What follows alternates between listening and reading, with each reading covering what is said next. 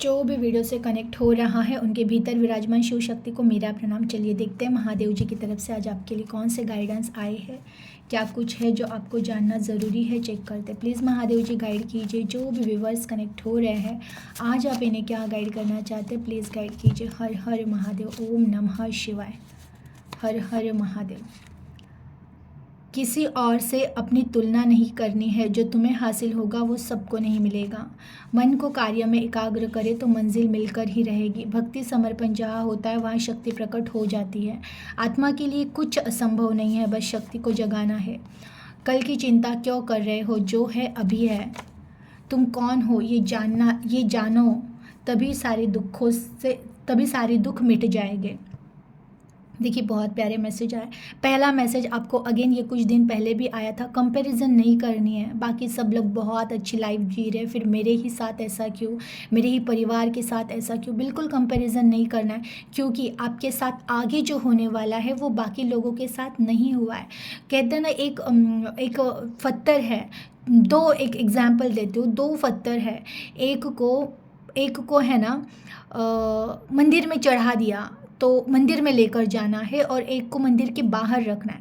जो मंदिर में लेकर जाना है ना अंदर, उसके ऊपर बहुत सारे छन्नी हथौड़ों से घाव हो गए और उसमें से मूर्ति निकलेगी। और एक पत्थर है जो मंदिर के बाहर रहेगा, उस पर नारियल फोड़ा जाएगा। तो जिस पर नारियल फोड़ा जाएगा ना, उसको कोई पेन नहीं दिया गया है, बट उस पर आकर हर कोई आकर नारियल फोड़ेगा। लेकिन जो अंदर पत्थर लेकर जाया जाएगा, उस पर जो कलाकारी होने वाली है, जो हथौड़ी छन्नियों से घाव होने वाले, उसमें से जो मूर्त निकलने वाली है, उसी मूर्त के सामने हर कोई नतमस्तक होगा। वहाँ पे प्रसाद चढ़ाया जाएगा, वहाँ पर फूल चढ़ाए जाएंगे। वैसे ही जीवन में चूजन वन के साथ होता है। नॉर्मली बाकी लोगों को आप देखोगे, इनको कोई संघर्ष नहीं करना पड़ा, वो बस जस्ट एज अ जहाँ है वहाँ पर है, जैसे है वैसे, और बहुत अच्छे से लाइफ एंजॉय कर रही है, आपको दिख रहा है।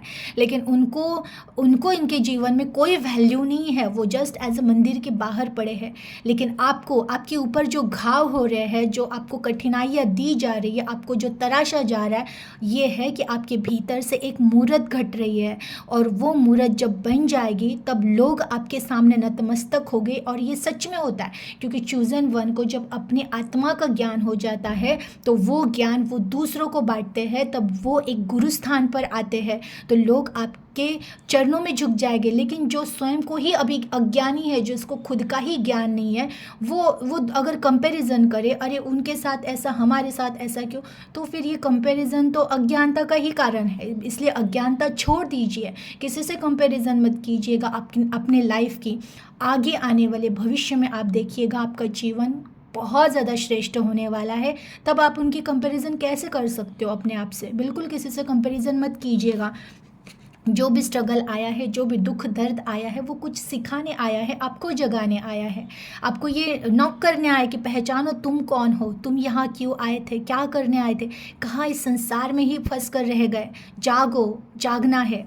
मन को कार्य में एकाग्र करे तो मंजिल मिल जाएगी। देखिए, जिनको भी सफलता चाहिए जीवन में, तो अपने कार्य को ही पूजा समझकर उसमें झोंक देना खुद को, तो देखना ज़रूर, देखते देखते आपको मंजिल या सफलता मिल ही जाएगी। भक्ति समर्पण जहाँ होता है वहाँ शक्ति प्रकट हो ही जाती है। आपको पता है भक्ति में ही शक्ति है। जो पूरी तरह से भक्ति में डूब जाते हैं ना, उनके अंदर ऐसी शक्तियाँ आ जाती है जो उन्हें स्वयं नहीं पता होती है, लेकिन उनके आसपास रहने वालों को वो चमत्कारों के बारे में अंदाज लगने लग जाते हैं। जहाँ पर भी भक्त जाता है ना, वहाँ पे वातावरण ही चेंज हो जाता है। तो ये भक्ति का पावर है।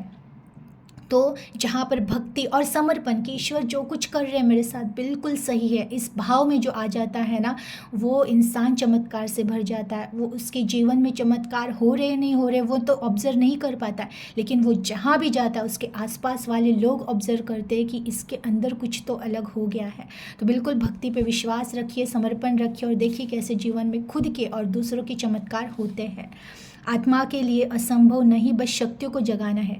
देखिए, आपके जीवन में आपको लग रहा है ना कुछ अगर असंभव है, नहीं हो सकता है अभी, बिल्कुल गलत है। इस जीवन में कुछ भी असंभव नहीं है। अगर आत्मा ने ठान लिया और आत्मा ने सोच लेना मुझे करना है तो करना है, ये पाना है तो पाना है, तो उस चीज़ को आपको मिलने से कोई नहीं रोक सकता। तो बिल्कुल अंदर से आवाज़ आनी चाहिए और आप असंभव को भी संभव कर सकते हो केवल खुद की आत्मा को जानकर, खुद की आत्मा की प्रेरणा से।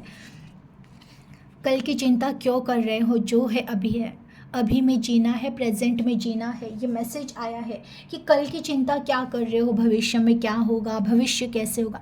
जो कुछ है अभी है आपके हाथ में, कर्म आपके हाथ में, कर्म करते रहो। कौन सा कर्म कौन से दिन कौन सा फल देकर जाए आपको पता नहीं, तो इसलिए बस आप अपना फोकस कर्म पर रखो, प्रेजेंट में रखो। भविष्य की चिंता आपको करने की ज़रूरत नहीं है, महादेव स्वयं आपके भविष्य की चिंता कर रहे हैं। तुम कौन हो ये जान लो, तभी तो सारे दुख पल भर में मिट जाएंगे। ये बात बहुत सच है। जब हमें स्वयं का ज्ञान हो जाता है, स्वयं की आत्मा का ज्ञान हो जाता है, तो दुख और सुख का पर्दा ही मिट जाता है। कहाँ फिर सुख रहा, कहाँ फिर दुख रहा। जिसे खुद में ही ब्रह्मांड मिल गया, जिसे स्वयं ही पता चल गया कि इस ब्रह्मांड का राजा, इस ब्रह्मांड को चलाने वाला परम पिता, उसका ही मैं अंश हूँ, तो फिर किस चीज़ का दुख पल भर में मिट जाता है। इसलिए स्वयं का ज्ञान होना बहुत ज़रूरी। इसलिए हमेशा स्वयं से पूछो कि मैं कौन हूँ और खुद को ढूंढने की तलाश करो। एनर्जी को क्लेम कीजिएगा, अपना ख्याल रखिएगा। Thank you.